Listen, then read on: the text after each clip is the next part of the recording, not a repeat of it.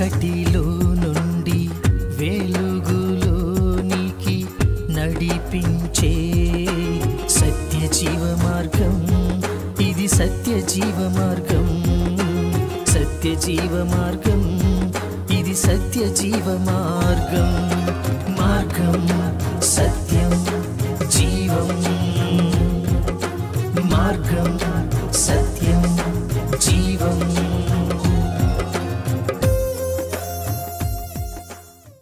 ప్రభును ప్రియరక్షకుడైన యేసుక్రీస్తు ప్రశస్తమైన నామంలో మీ అందరికీ నా హృదయపూర్వక వందనాలు. సత్యజీవ మార్గం అనే ఈ ఆధ్యాత్మిక కార్యక్రమానికి మీకు అందరికీ స్వాగతం. ప్రియులారా, ఈ కార్యక్రమంలో దేవుని యొక్క వాక్యాన్ని ధ్యానం చేసుకోబోయే ముందు చిన్న ప్రార్థన చేసుకుని ముందుకు కొనసాగుదాం. మహాగణుడు పరిశుద్ధుడు అయిన మా ప్రభువా, మీకు స్తుతులు స్తోత్రములు చెల్లిస్తూ ఉన్నా. కృపా కనికరాలు కలిగిన దేవుడు నాయన, ఈ ప్రత్యేక సమయంలో మా అందరినీ దర్శించమని మీ పాదాలు పట్టుకుంటూ ఉన్నాం. ఇదిగో నాయన, మీరు మాట్లాడితే మా జీవితాల్లో వెలుగు కలుగుతుంది, మీరు మాట్లాడితే మేము బలం పొందుకుంటాం, మీరు మాట్లాడితే మేము బ్రతుకుతాం. ఇదిగో నాయన, అలాంటి జీవం కలిగిన మీ మాటల్ని ప్రతి బిడ్డతో మాట్లాడమని, మీ సహాయాన్ని అనుగ్రహించమని ప్రభువైన యేసు నామములో ప్రార్థించి వేడుకొంచున్నాము నా తండ్రి, ఆమేన్. ప్రియులారా, మరొకసారి మీ అందరికీ నా హృదయపూర్వక వందనాలు. నేటి వాక్య భాగంలో మనం ధ్యానం చేసుకోబోతున్న అంశం, దేవుడు మనల్ని కాపాడగలడు. దేవుడు మనల్ని కాపాడగలడు. మనల్ని కాపాడగలడు కదా దేవుడు. చాలా సార్లు మరి రకరకాల పరిస్థితుల్లో, మరి కొన్ని సమస్యల్లో, కొన్ని సుడిగుండాల్లో చాలా కలవరం అనేది మనిషికి కలుగుతూ ఉంటుంది. విశ్వాస జీవితంలో భయంకరమైన కలవరం కలిగినప్పుడు వారి కుటుంబ పరంగా కానీ, ఆర్థిక పరంగా కానీ, లేకపోతే వృత్తిరీత్యా కానీ, వ్యాపార రీత్యా కానీ రకరకాల కలవరాలు, రకరకాల పరిస్థితులు మనిషి జీవితంలో సంభవించడానికి అవకాశం ఉంటుంది. అలాంటి పరిస్థితుల్లో చాలా గలిబిలి చెంది మరి ఆదరణ లేక చాలా అలసిపోయిన పరిస్థితుల్లో మరి కొట్టుమిట్టాడుతూ ఉంటారు. ప్రియులారా, మనం ప్రభు యందు విశ్వాసం ఉంచవలసిన వారంగా ఉన్నాం. దేవుడు సమస్తం సాధ్యం చేయగలిగిన వాడని, ఆయన ఉన్నవాడని నమ్మినప్పుడు మన ధైర్యాన్ని మనం ఎందుకు పొందుకోలేకపోతున్నాం? ఆయన ఉన్నవాడు కదా, ఆయన చూస్తున్నవాడు కదా, నీ పరిస్థితుల్లో నీతో కూడా ఆయన ఉన్నాడు కదా, నీ ప్రక్కనే ఆయన ఉన్నాడు కదా. అలాంటప్పుడు అంత ధైర్యాన్ని కోల్పోయిన స్థితి, మరి దిగాలు పడిపోయిన స్థితి నీ జీవితంలో ఉండాల్సిన అవసరం లేదు.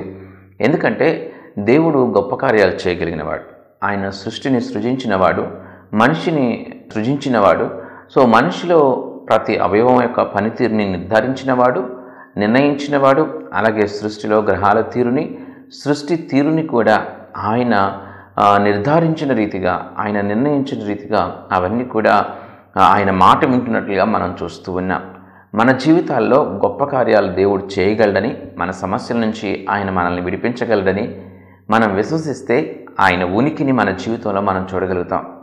దావీదు దేవుని ఉనికిని తన జీవితంలో చూడగలిగాడు. దేవుని బలమైన కార్యాలని దావీదు తన జీవితంలో తను అనుభవింపగలిగాడు, లోకానికి చాటి చెప్పగలిగాడు. సాక్షి సమూహంలో ఒకనిగా, మరి ఉన్నతుడిగా దావీదు మనకు కనిపిస్తూ ఉంటాడు. ప్రియులరా, కీర్తనల గ్రంథం ఒక వాక్య భాగం చూసుకుందాం. 18వ కీర్తన 1వ వచనం నుంచి, యెహోవా నా బలమా, నేను నిన్ను ప్రేమించుచున్నాను. యెహోవా నా బలమా, దేవా నా బలమైన దేవా అని దావీదు దేవుణ్ణి సంబోధిస్తున్నాడు. దావీదు బలం దేవుడు, దావీదు బలం దేవుడు. సో మన బలం ఏంటి? కొంతమంది వారి ఐశ్వర్యాన్ని బలంగా భావిస్తారు కదా, కొంతమంది వారి ఆరోగ్యాన్ని బలంగా భావిస్తారు కదా, కొంతమంది వారి కుటుంబాన్ని, కొంతమంది మరి ఏదో రాజకీయ నాయకులను, మరి వారు కలిగి ఉన్న తెలివితేటలను వారు బలంగా భావిస్తారు. వారి బలం అదేనని వారు విశ్వసిస్తారు. సో అలాంటి వారైనా కూడా కృంగిపోవచ్చేమో కానీ, అలాంటి వారైనా కూడా తొట్టిల్లిపోవచ్చేమో కానీ, దేవుని బలంగా కలిగిన వారు తొట్టిల్లిపోరు. సో కూలిపోయే పరిస్థితి వారి జీవితంలో ఉండనే ఉండదు. సో దేవునిలో నిలిచి ఉండగలిగిన స్థితి, దేవునితో నడవగలిగిన స్థితి, ఆత్మీయతలో దినదినాభివృద్ధి వర్ధిల్లే స్థితి వారి జీవితంలో ఉంటుందే కానీ అధైర్యపడిపోయి, కృంగిపోయి, బలహీనపడిపోయే పరిస్థితి వారి జీవితాల్లో ఉండదు. సో దేవుణ్ణి మనం బలంగా కలిగి ఉండాల్సిన అవసరం ఉంది. రకరకాల ఈవుల్ని దేవుడు ఇచ్చుండొచ్చు, చాలా ఉన్నతమైన స్థితిని దేవుడు మీకు ఇచ్చుండొచ్చు. ఐశ్వర్యాన్ని ఇచ్చి ఉండొచ్చు, ఆరోగ్యాన్ని ఇచ్చి ఉండొచ్చు, మంచి కుటుంబాన్ని, మంచి భర్తనో, మంచి భార్యనో, మంచి బిడ్డలనో, లేకపోతే ప్రముఖులతో పరిచయాన్నో, మంచి వ్యాపారాన్నో, మంచి ఉద్యోగాన్నో దేవుడిచ్చి ఉండొచ్చు. దాన్ని మీరు బలంగా భావిస్తున్నారంటే ఎంత అయోమయంగా, ఎంత అమాయకంగా మీరు ఉంటున్నారు. అవన్నీ కూడా త్రుటిలో అవన్నీ కూడా మారిపోగలవని మనందరికీ తెలుసు.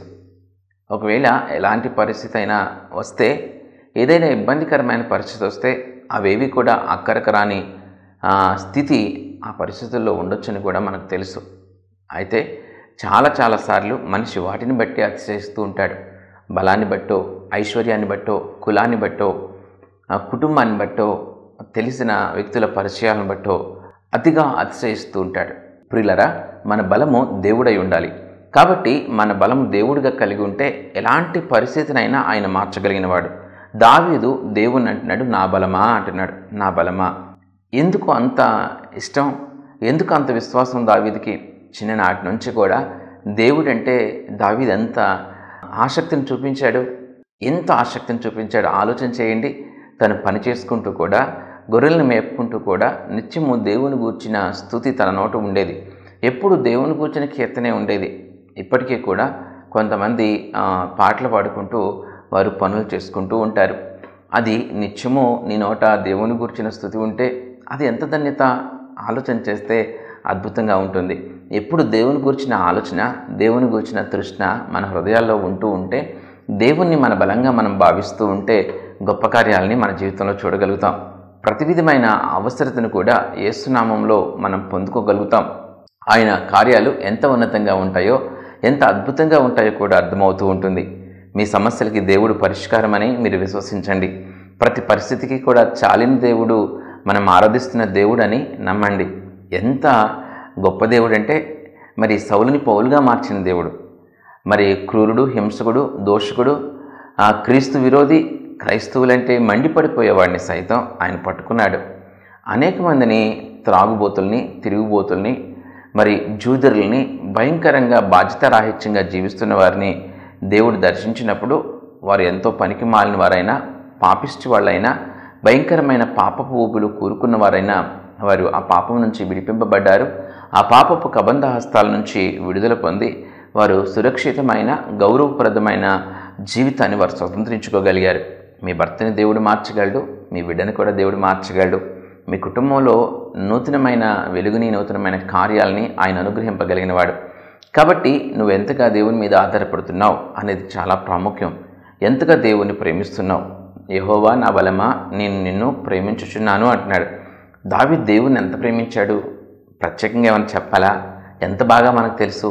దావీదుకి ఎప్పుడు దేవుని గురించిన పిచ్చి.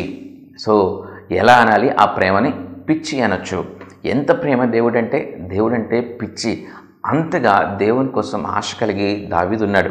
అందుకే కాబోలు దావీదు అలాంటి అత్యద్భుతమైన ఆశీర్వాదాలని తన జీవితంలో చూడగలిగాడు. అసాధ్యమైన కార్యాలను తన జీవితంలో సాధ్యం చేయగలిగాడు. అంత గొప్ప జయ జీవితాన్ని, అంత గొప్ప ఉన్నతమైన స్థితిని, ఐశ్వర్యాన్ని, శ్రేష్టమైన ఘనతను దావీదు స్వతంత్రించుకోగలిగాడు. ఎందుకంటే ఎంతగానో దావీదు దేవుణ్ణి ప్రేమించాడు. నువ్వెంత ప్రేమిస్తున్నావు? నువ్వెంత దేవుని గూర్చిన ఆశ కలిగి ఉంటున్నావు? సో మన జీవితంలో ఏదైనా చేయగలిగిన సమర్థుడిని ఏ రీతిగా మనం వెంటాడుతున్నాం, ఏ రీతిగా ఆయన గూర్చిన ఆశ కలిగి ఉంటున్నాం? చాలా బిజీ కదా. చాలా ఉద్యోగంలో బిజీ, వ్యాపారంలో బిజీ, లేకపోతే చదువులో బిజీ, రకరకాల పరిస్థితుల్లో, చాలా రకాల పరిస్థితుల్లో వాటికి ఎక్కువ ప్రాధాన్యత. దేవుని గూర్చిన ఆశ చాలా చాలా కొద్దిగా ఉంటుంది. సో అన్నిటి తర్వాత దేవుడు, ఆ తీరిక ఉంటే దేవుడు, మరి తీరిక లేకపోతే, అవకాశం లేకపోతే ఆరాధన అయినా సరే మానేసే పరిస్థితి అనేక మంది జీవితాల్లో లేదా? అలాంటి వారు దేవుని కార్యాలను చూడాలంటే ఏం చేయాలి? దేవుని వైపు తిరగాలి. ఎంతగా దేవుణ్ణి దావీదు ప్రేమించాడు. మనం వీటిని ప్రేమిస్తాం. మనం మన పనిని ప్రేమిస్తాం, మన ఉద్యోగాన్ని ప్రేమిస్తాం, మన వ్యాపారాన్ని ప్రేమిస్తాం, మన తల్లిదండ్రుల్ని, మన జీవిత భాగస్వాముల్ని, మన బిడ్డల్ని, ఆస్తిని ప్రేమిస్తాం, పేరు ప్రఖ్యాతలను ప్రేమిస్తాం, రకరకాల విషయాలను మనం ప్రేమిస్తాం. దావీదు దేవుణ్ణి ప్రేమించాడు. యెహోవా నా బలమా, నేను నిన్ను ప్రేమించుచున్నాను. సో మనము దేవుణ్ణి అత్యధికంగా ప్రేమించే స్థితి మన జీవితాల్లో ఉంటే ఖచ్చితంగా దేవుడు మనల్ని కాపాడగలుగుతాడు. ఆయన మాట మనం వింటే ఖచ్చితంగా ఆయన మనల్ని కాపాడగలుగుతాడు. ఎందుకంటే ఆయన మనల్ని నడిపించేవాడు. మనల్ని క్షేమకరమైన మార్గాల్లో ఆయన చేయి పట్టుకుని నడిపించగలిగిన సమర్థుడు. నువ్వు ఆయన చేతిలో చేయి పెట్టుకోకుండా నీ చేతిని నువ్వు లాక్కుని నీ సొంతంగా నువ్వు నడవాలని ప్రయత్నం చేస్తూ ఉంటే ఆయన చూసి బాధపడుతూ ఉంటారు. ఆయన చేతిలో చేయి వేసి ఆయన నడిపించినట్లుగా నడవడం మనకి చాలా క్షేమం. కాబట్టి దేవుడు మన జీవితాల్లో గొప్ప కార్యాలను చేయగలడని విశ్వసించి ఆయన మీద ఆధారపడతాం. ఆయన నడిపించినట్లుగా నడవడం చాలా క్షేమకరమని ఆలోచిద్దాం. సో అంత గొప్పగా దేవుణ్ణి ప్రేమించిన దావీదు జీవితంలో ఎన్నో అద్భుతాలు, ఎన్నో ఆశ్చర్యమైన కార్యాలు, ఎన్నో దేవుని మేలుని దావీదు చూశాడు. వాటిలో ఒకటి ఈ యొక్క 18వ కీర్తనలో కూడా మనం చూడొచ్చు. యెహోవా నా శైలము, నా కోట, నన్ను రక్షించువాడు. మనల్ని రక్షించేవాడు దేవుడు కదా. యెహోవా నా శైలము, నా కోట. దేవుడు మన కోట. దావీదు అంటున్నాడు, దేవుడు నా కోట. రాజులు కోటలు కట్టుకునేవారు. ఆ కోట అంటే పెద్ద గోడ ఉంటుంది, దానికి పెద్ద గోడ, ప్రాకారం ఉంటుంది, పెద్ద ప్రాకారం ఉంటుంది, దానికి పెద్ద గేట్ ఉంటుంది, పెద్ద గవిని ఉంటుంది. సో అలాగే ఆ కోట గోడ మీద కాపలా సైన్యం ఉంటుంది ప్రొటెక్షన్ కోసం. ఇది కోటని మనం ఒకవేళ ఊహించుకుంటే అలా ఉంటుంది. దావీదు అంటున్నాడు, యెహోవా నా కోట అంటున్నాడు. రాజుగారు క్షేమం కోసం, ప్రొటెక్షన్ కోసం ఎక్కడుంటారంటే సామాన్యమైన ప్రజలందరూ కూడా సాదాసీదా ఇళ్లలో ఉంటే రాజుగారు, ఆ దేశాన్ని పరిపాలించే రాజుగారు కోటలో ఉంటారు. సో కోట ఆ రాజుకి క్షేమాన్ని, రక్షణను అనుగ్రహిస్తుంది. ఇక్కడ మన కోట ఎవరు? దావీదు కోట ఎవరు? దావీదు కోట దేవుడంట. నీ కోట నా కోట ఎవరు? నీ కోట నా కోట కూడా దేవుడే ఉండాలి. సో ఆయన కోట ఉండి ఆ కోటలో మనం ఉంటే, ఆయనలో మనం ఉంటే, ఆయన చిత్తంలో మనం ఉంటే ఏ శత్రువు మన మీద దాడి చేయగలడు? ఆలోచన చేయండి. చాలామంది అంటారు ఇది వాడి తలరాత అంటారు. అందుకనే తలరాత ఇలా రాసుంటే మరి ఎవరేం చేయగలరు అనే మాటలు మనం వింటూ ఉంటాం. మరొక చిత్రమైన మాట అంటారు, తలరాత దాన్ని రాసిన దేవుడు కూడా మార్చలేడు అంటారు. ఒక్కసారి ఆలోచన చేయండి. తలరాత రాసేసి నీ రాత నేను రాసేసాను, నేను కూడా ఇక మార్చలేను అంటే దేవుడు ఎలా అవుతాడు? సో మనకన్నిటిని చూసి, మన వేదనను చూసి దేవుడు అవసరమైతే ఆ రాతను కూడా మార్చగలిగిన వాడు అని విశ్వసించండి. అద్భుతం. హిజ్కియా తన ఆయుష్ నిండిన దినాలని దేవుడు హిజ్కియాకి తెలిపినప్పుడు హిజ్కియా ఇంకా కొంచెం కాలం ఆయుష్ కావాలని దేవుణ్ణి బ్రతిమాలుకుంటే గోడ వైపు తిరిగి ఎక్కెక్కి ఏడ్చి మొరపెడితే దేవుడు కరిగిపోయి మరల ప్రవక్తని వెనక్కి పంపించి హిజ్కియా ఆయుష్ని 15 సంవత్సరాలు పొడిగింపలేదా? దేవుడు తన ఆలోచనను కూడా మార్చుకోలేదా? దేవుడు తన చిత్తాన్ని కూడా మార్చుకోలేదా? ఖచ్చితంగా దేవుడు తన ఆలోచనను, తన చిత్తాన్ని కూడా మన క్షేమం కొరకు, మన ఎడల ఆయనకున్న ప్రేమను బట్టి అవి మార్చుకుంటారు అనేది కూడా మనం గ్రహిస్తే అద్భుతంగా ఉంటుంది. మనం ఎంతగా దేవుణ్ణి ప్రేమించాలో, ఎంతగా ఆయన్ని ప్రార్థించాలో, ఎంతగా ఆయన తట్టు మనం తిరగాలో మనకు అర్థమవుతుంది. ఆయన ఏదైనా చేయగలిగిన సమర్థుడు, ఆయుష్ని పొడిగించగలడు, మరి మన జీవితాల్లో గొప్ప మేలుల్ని ఆయన అనుగ్రహించగలడు. అలాంటి దేవుణ్ణి ఎంతగా మనం విశ్వసిస్తున్నాం. చాలామంది విశ్వాసులలో విశ్వాసము చాలా కొదువైపోయింది. విశ్వాసి అని పేరు ఉంటుంది కానీ వారి హృదయాల్లో విశ్వాసం లేకోకుండా అలవాటుగా చర్చికి వెళ్తున్నారు, అలవాటుగానే పాటలు పాడుతున్నారు, అలవాటుగానే వాక్యాన్ని వింటున్నారు, అలవాటుగానే కానుకలు సమర్పిస్తూ మరి ఆదివారం అయిపోయింది అనుకుని ముక్కుబడిగా ఆ యొక్క ఆరాధనని ముగిస్తున్న వారు లేరు. ఎంతగా నీవు ప్రతిదినము దేవుణ్ణి ప్రార్థిస్తున్నావు, ఎంతగా దేవుని యొక్క వాక్యాన్ని ధ్యానం చేస్తున్నావు, ఎంతగా ప్రభువుని విశ్వసిస్తూ ఆయన కొరకు నువ్వు బ్రతుకుతున్నావు. నిన్ను బట్టి దేవుని నామం గణపరచబడాలి. చాలామంది వారికి ఘనత రావాలనుకుంటూ ఉంటారు. చాలామంది అనుకుంటారు కదా, వారికి గుర్తింపు రావాలి, వారికి ఘనత రావాలి, వారిని ఎవరైనా గుర్తించి కొంచెం సన్మానించాలనే ఒక ఆశతో, ఇదిగో నువ్వు బాగా చేస్తున్నావు, ఇదిగో నువ్వు మంచోడివి, ఇదిగో నువ్వు నాకు సహాయం చేసావు అని వారు చెప్పాలని ఆశిస్తూ ఉంటారు. నిజమే, నీవు మంచోడివే, నీవు దేవుని కోసం దేవుని ప్రేమను కలిగి బ్రతుకుతున్నావు, నువ్వు కావాలని బీదలని ప్రేమించి వారికి సహాయం చేసావు, నువ్వు కావాలని నీ స్నేహితునికి సహాయం చేసావు. కానీ ఆ స్నేహితుడు ఈరోజు మరొక రకంగా మాట్లాడుతూ ఉన్నాడా? నువ్వేమీ కూడా కలెక్ట్ చెందాల్సిన అవసరం, బాధపడాల్సిన అవసరం లేదు. అలాంటివి మనం కోరుకోవాల్సిన అవసరం లేదు. నీవు దేవుని చేతిలో ఒక పనిముట్టుగా వాడబడ్డావు. నువ్వు మరొకరికి సహాయం చేస్తావంటే మరొకరిని విషయంలో నువ్వు వారి అవసరత తీర్చావంటే నీవు దేవుని చేతిలో ఒక పనిముట్టుగా వాడబడ్డావు. దానికి ప్రతిఫలం దేవుడిస్తాడు, దానికి జీతం దేవుడిస్తాడు. కాబట్టి ఆ మనిషి గుర్తించలేదని, ఆ మనిషి నీకు ధన్యవాదాలు తెలపలేదని, నీతో ఎడల కృతజ్ఞత కలిగి లేడని నువ్వేమి కూడా ఆ వ్యక్తి పట్ల కానీ లేకపోతే ఆ వ్యక్తికి వ్యతిరేకంగా కానీ ఏ కోపాన్ని నువ్వు నిలుపుకోకూడదు. ఎందుకంటే నీవు దేవుని చేతిలో పనిముట్టుగా వాడబడ్డావు. నువ్వు దేవుణ్ణి బట్టి దేవుడు చెప్పాడు కాబట్టి నువ్వు అది చేసావు.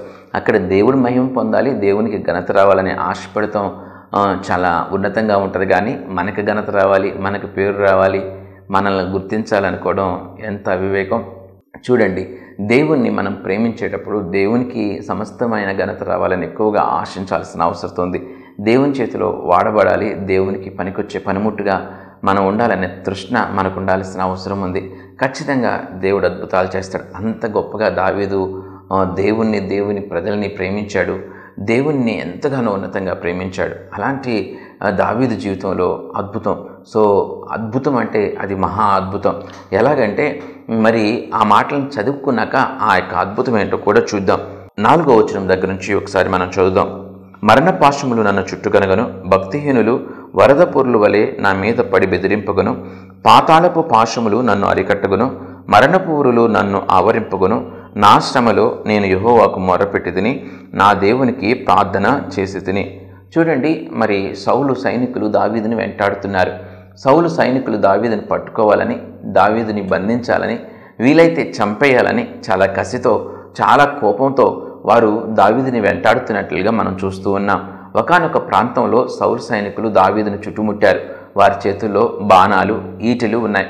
వారు ఒక్కొక్క అడుగు ముందుకు వేసుకుంటూ దావీదు వైపు వస్తూ ఉంటే దావీదుకి ఏ దారి కనిపించలేదు. ముందు నుంచి పారిపోదామన్నా, ప్రక్క నుంచి కుడి ప్రక్క నుంచి పారిపోదామన్నా, ఎడమ ప్రక్క నుంచి పారిపోదామన్నా, వెనక నుంచి పారిపోదామన్నా, ఇటు పారిపోదామన్నా కూడా దావీదుకి దారి లేదు. ఎందుకంటే చుట్టూరు వారు రౌండప్ చేసి ఒక్కొక్క అడుగు దగ్గరికి వేసుకుంటూ వస్తూ ఉంటే దావీదు పరిస్థితి ఎలా ఉంటుంది? దావీదు ప్లేస్లో నీ ఉంటే ఎలా ఉంటుంది?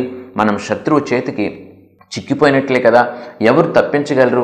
అలాంటి పరిస్థితులు మనిషి జీవితంలో ఎన్నో ఉంటాయి కదా అని ఎంత అద్భుతంగా అది రాస్తున్నాడు. ఆ మాటను చూడండి. పాతాళపు పాశములు నన్ను అరికట్టగను, మరణపు ఊరులు నన్ను ఆవరింపగను. నా శ్రమలో నేను యెహోవాకు మొరపెట్టుతిని, నా దేవునికి ప్రార్థన చేసి తిని. అద్భుతంగా దావీదు దేవుని మీద ఆధారపడ్డాడు. అలాంటి పరిస్థితుల్లో ప్రార్థన గుర్తొస్తుందా? అలాంటి పరిస్థితుల్లో మోకాళ్ళు వేయగలమా? మరి అలాంటి పరిస్థితుల్లో దావీదు మోకాళ్ళు వేసి దేవునికి ప్రార్థన చేసినప్పుడంట ఆ ప్రార్థన దేవుని సన్నిధిని చేరింది అంటున్నాడు. సో ఆయన తన ఆలయంలో ఆలకించి నా ప్రార్థన అంగీకరించెను, నా మొర్ర ఆయన సన్నిధిని చేరి ఆయన చెవుల జొచ్చెను. అప్పుడు భూమి కంపించి అదిరెను, పర్వతముల పునాదులు వణికెను. చూడండి, దావీదు ప్రార్థన చేస్తే ఏమైంది? ఆ శత్రువుల చేతి నుంచి విడిపింపబడ్డా? ఎదురు నుంచి దారి కనిపించలా, వెనక నుంచి దారి కనిపించలా, పక్క నుంచి దారి కనిపించలా. దావీదుకి ఎటు తప్పించుకుందామని అనుకున్నా ఎటు కూడా దారి కానరాలా. కానీ దావీదు తప్పింపబడ్డా అంటే తప్పింపబడ్డాడు. ఎలా తప్పింపబడ్డాడు? దావీదు చేసిన ప్రార్థన దేవుని సన్నిధిని చేరింది. దేవుని సన్నిధిని దావీదు ప్రార్థన చేరినప్పుడు భూమి కంపించి వణికిందంట. భూమి కంపించి వణికింది. ఏమైంది? భూకంపం వచ్చింది. భూకంపం వచ్చినప్పుడు సౌలు సైనికులు దావీదుని పట్టుకోవాలని, బంధించాలని వారు ఆ ప్రయత్నాన్ని మాని వారి ప్రాణాలను చేతపట్టుకుని సురక్షితమైన ప్రాంతాలకి వారు పరుగులిట్టారు. అప్పుడు దావీదు అత్యద్భుతంగా తన కనులు తెరచేసరికి ఆ సౌలు సైనికులు ఒక్కడు కూడా అక్కడ లేనే లేడు. అద్భుతంగా దావీదుకు కనిపించని ఒక నూతనమైన మార్గాన్ని దేవుడు తెరచి దేవుడు దావీదుని కాపాడాడు. సో కాబట్టి ప్రియులరా, దేవుడు మనల్ని కాపాడగలడని మనం విశ్వసించాలి. అది ఏ పరిస్థితి, మన కంటికి మార్గం కనిపించకపోయినా, ఏ దారి కూడా నీకు కనిపించకపోయినా నీ కొరకు ఒక నూతనమైన దారిని దేవుడు తెరవగలడని నువ్వు నమ్ముతున్నావా? ఆ మనిషిగా మారడు, ఈ పరిస్థితిగా మారదు, నా అప్పులు తీరవు, నా రోగం తగ్గదు అని నువ్వు కుమిలిపోవలసిన అవసరం ఏముంది? దేవుడికి అసాధ్యమైంది ఏముందండి? ఎందుకు దేవుని మీద మీరు ఆనుకోలేకపోతున్నారు? ఖచ్చితంగా దేవుడు అద్భుతమైన కార్యాలు చేయగలడని నమ్మి ప్రార్థన చేయడం మొదలెట్టండి. విడువక విసుగక ప్రార్థన చేయండి. దేవుణ్ణి కదిలించి దేవుణ్ణి కరిగించగలిగిన ప్రార్థన చేయండి. ఆయన పాదాలు పట్టుకుని విడవకోకుండా యాకోబు వలె నువ్వు దీవిస్తేనే నేను వదులుతాను ప్రభువా, నువ్వు కార్యం చేస్తేనే వదులుతాను అన్నట్లుగా గట్టిగా మీరు ప్రార్థన చేయండి. ఆయన నమ్మండి, విశ్వసించండి. ఎందుకు కార్యాలు జరగవు? అద్భుతాలు జరుగుతాయండి. ఎవరో శపించారని శాపనార్థాలకు భయపడతారు కొంతమంది. ఎవరో శపించారని ఇంటి పక్కన వాళ్ళతో గొడవలు పెట్టుకున్నప్పుడు ఇంటి పక్కన ఆవిడో, లేకపోతే ఎదురింటి ఆవిడో, లేకపోతే శత్రువో, మరి వారు ఏమి చేయలేక శాపనార్థాలు పెడతా ఉంటే ఆ శాపనార్థాలను చూసి భయపడిపోయే వాళ్ళు ఎంతమంది ఉన్నారు. దేవుడు మన పక్షానుడిగా వారి శాపనార్థాలను కూడా దేవుడు ఆశీర్వాదాలుగా మారుస్తాడు. నెహెమ్యా గ్రంథం 13వ అధ్యాయం 2వ వచనం చూడండి. వారు అన్నపానములు తీసుకుని ఇశ్రాయేలీయులకు ఎదురుపడక వారిని శపించుమని బిలామును ప్రోత్సాహపరిచిరి. అయినను మన దేవుడు ఆ శాపమును ఆశీర్వాదముగా మార్చినని వ్రాయబడినట్లు కనపడును. మన దేవుడు ఆ శాపమును ఆశీర్వాదముగా మార్చును. మన దేవుడు ఆ శాపమును ఆశీర్వాదంగా మార్చును. ఏ శాపాలకి మనం భయపడాల్సిన అవసరం లేదు. ఎవరి శాపనార్థాలకు భయపడాల్సిన అవసరం లేదు. నీవు దేవుని ప్రేమించేవాడివైతే, నీవు దేవుణ్ణి బలంగా కలిగిన వాడివైతే, దేవుని కోటలో నీవు ఉన్నట్లయితే ఎవరి శాపనార్థాలకు కూడా భయపడాల్సిన అవసరం లేదు. నిజమండి, నమ్ముదాం దేవుణ్ణి. దేనికి భయపడాల్సిన అవసరం లేదు. వాస్తు బాగోలేదని భయపడుతున్నారా? మా ఇంటి వాస్తు బాగాలేదని భయపడుతున్నారండి మీరు? ఎలాగూ ఏం చేయాలని అనుకుంటున్నారా? ఇల్లు కూల్చేయాలనుకుంటున్నారా? అవన్నీ గోడలన్నీ పగలగొట్టాలనుకుంటున్నారా? ఎంతోమందిని ఈ లోకంలో మనం చూస్తూ ఉన్నాం. భయపడిపోయి మరి వారి ఆస్తిని వారు పాడు చేసుకుంటూ, వారి డబ్బులను పాడు చేసుకుంటూ, వారు భయంతో వారి హృదయాన్ని నింపుకొని ఆందోళన చెందుతూ, ఏం చేయాలో దిక్కుతోచగా వారి కష్టార్జితాన్ని అనవసరంగా వ్యయపరుస్తూ అల్లాడిపోయేవారు ఎంతోమంది ఉన్నారు. ప్రియులరా, దేవుడు మన పక్షాన ఉంటే ఏ వాస్తులోపము మిమ్మల్ని ఏం చేయలేదు, ఏ శాపం మిమ్మల్ని ఏం చేయలేదు, ఏ పరిస్థితి కూడా మిమ్మల్ని ఇబ్బంది పెట్టలేదు. సాతాను ఏమైనా చేయగలడు అనుకుంటున్నారా? దెయ్యాలు ఏమైనా చేయగలనుకుంటున్నారా?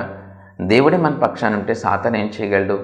దేవుని కోటలో మనం ఉండాలి. అది ఖచ్చితంగా మనం దేవుని కోటలో ఉన్నట్లయితే ఏ సాతాను వచ్చి, ఏ దెయ్యం వచ్చి నిన్నేం చేయలేదు కదా, ఏ వాస్తులోపం నిన్నేం చేయలేదు కదా.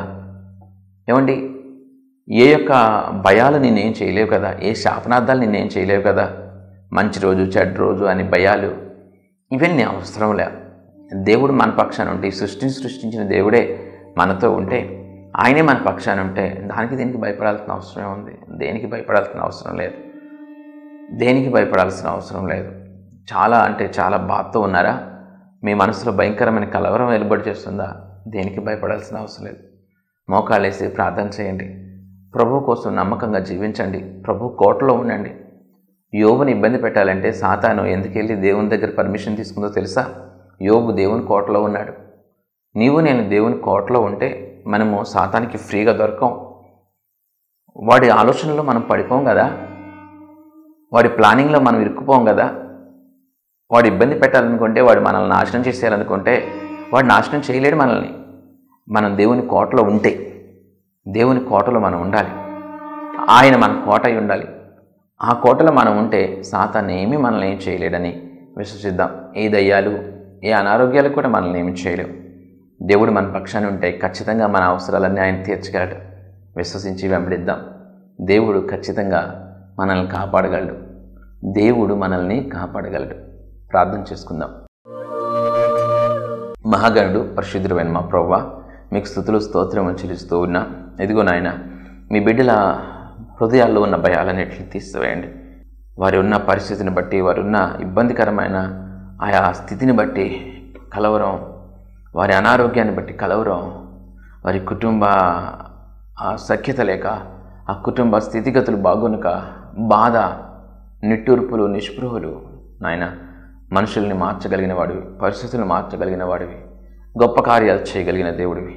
ఆయా బిడ్డల జీవితాల్లో గొప్ప కార్యాలు చేసి మేలు చేయమని ప్రభువును ప్రియరక్షకుడైన యేసుక్రీస్తు నామములో ప్రార్థించి వేడుకొంచున్నాము నా తండ్రి. ఆమేన్. దేవుడు మనందరినీ దీవించి ఆశీర్వదించును గాక. ఆమేన్. ఈ లోకయాత్రలోనే సాగుచుండా, ఈ లోకయాత్రలోనే సాగుచుండా, ఒకసారి నవ్వు, ఒకసారి ఏడ్పు, ఒకసారి నవ్వు, ఒకసారి ఏడ్పు, అయినాను క్రీస్తేసు నా తోడనుండు, అయినాను క్రీస్తేసు నా తోడనుండు. ఈ లోకయాత్రలోనే సాగుచుండా, ఈ లోక జీవితయాత్రలోనే సాగుచుండా జీవితయాత్ర ఎంతో కఠినము జీవితయాత్ర ఎంతో కఠినము ఘోరాంధకార తుఫానులున్నావి ఘోరాంధకార తుఫానులున్నావి అభ్యంతరములు ఎన్నెన్నో ఉండు అభ్యంతరములు ఎన్నెన్నో ఉండు కాయువారెవరు రక్షించేదెవరు కాయువారెవరు రక్షించేదెవరు ఈ లోకయాత్రలోనే సాగుచుండా ఈ లోకయాత్రలోనే సాగుచుండా. ప్రియులరా, ఈ వర్తమానాలన్నీ జోసెఫ్ సుశీల్ అనే యూట్యూబ్ ఛానల్లో అప్లోడ్ చేయబడుతున్నాయి. కాబట్టి ఖచ్చితంగా యూట్యూబ్ ఛానల్ని సందర్శించండి. యూట్యూబ్ ఛానల్లో జోసెఫ్ సుశీల్ అని మీరు టైప్ చేస్తే ఆ ఛానల్ వస్తుంది. మరి ఇతర వర్తమానాలను కూడా ఖచ్చితంగా వినండి. అలాగే ఈ వర్తమానాలు ప్రవచన్ టెలివిజన్లో ప్రతి ఆదివారం ఉదయం 7:30కి సాయంత్రం 7:30కి ప్రసారం అవుతూ ఉన్నాయి. ఖచ్చితంగా వాటిని కూడా వీక్షించమని మీకు మనవి చేస్తూ ఉన్నాను. దేవుడి ప్రకటన దీవించును గాక. ఆమేన్. ప్రియమైన సహోదరి సహోదరులారా, మీకు నా హృదయపూర్వక వందనాలు తెలియచేస్తున్నాను. మీ ఆత్మీయ జీవితం ఎలా ఉంది? ఈ జీవన పయనంలో ఎదురయ్యే శోధనలలో విజయం పొందుకుంటున్నారా? మంచిది. మనం శోధనలను సహించి విజయం పొందటం ద్వారా మన పరలోకపు తండ్రి ఎంతో సంతోషిస్తారు. ప్రార్థనకు, వాక్య ధ్యానానికి, పాటలతో ప్రభువును స్తుతించడానికి నీవు ఖచ్చితంగా ప్రతిరోజు సమయం కేటాయించాలి. అప్పుడే నీవు లోకంలో ఉంటూనే నిష్కలంకంగా జీవించగలవు. చెట్టు మంచిదైతే విత్తు మంచిదవుతుంది. యథా రాజా తదా ప్రజ. మంచి కాపరిని కలిగిన మందలు ధన్యమైనవి. చిన్న కుటుంబం చింతలు లేని కుటుంబం. పెద్ద సంఘం కావాలి అని కాదు, మంచి సంఘం కావాలి అనుకోవాలి. అట్టహాసాలకి, ఆడంబరాలకి, ఆటపాటలకి ఆకర్షితులు కాక ప్రభువుకు సంపూర్ణ విధేయత చూపిస్తూ మంచి నడవడిక, మంచి సాక్షి జీవితం, మంద పట్ల బాధ్యత కలిగిన కాపరిని ఎంచుకోవాలి. ఆ సంఘంతోనూ ఆ సేవకునితోనూ తద్వారా ప్రభువుతో అంటుకట్టబడి ఉండాలి. మీ కష్టార్జితం, మీ దశమ భాగాలు మీరు సంతోషంగా దేవునికి కానుక ఇవ్వాలనుకున్నప్పుడు వాటిలో శ్రేష్టమైనవి, అత్యధికమైనవి మీ సంఘ కాపరికి మాత్రమే ఇవ్వాలి. మంద కాచేవాడు మంద పాలుకి అర్హుడు. ఎక్కడో ఉండే టీవీ వర్తమానికుడు ఎంతవరకు నీ మంచి చెడ్డ పట్టించుకోగలడు? ఎంతవరకు నీ యోగక్షేమాలు పట్టించుకోగలడు? నీ కన్నీరు చూడగలిగేది, నిన్ను పట్టించుకోగలిగేది, నీవు ఆశీర్వదింపబడితే సంతోషించేది నీ సంఘ కాపరి మాత్రమే. నీ సంఘ కాపరిని సంతోషపరచు, ఘనపరచు. ఆయన కంటనీరు రాకుండా చూసుకోవాలనే కోరిక నీవు కలిగి ఉంటే ప్రభువు సమస్తం చూస్తూ ఉన్నాడు. ప్రభు సేవలో మీ జోసెఫ్ సుశీల్.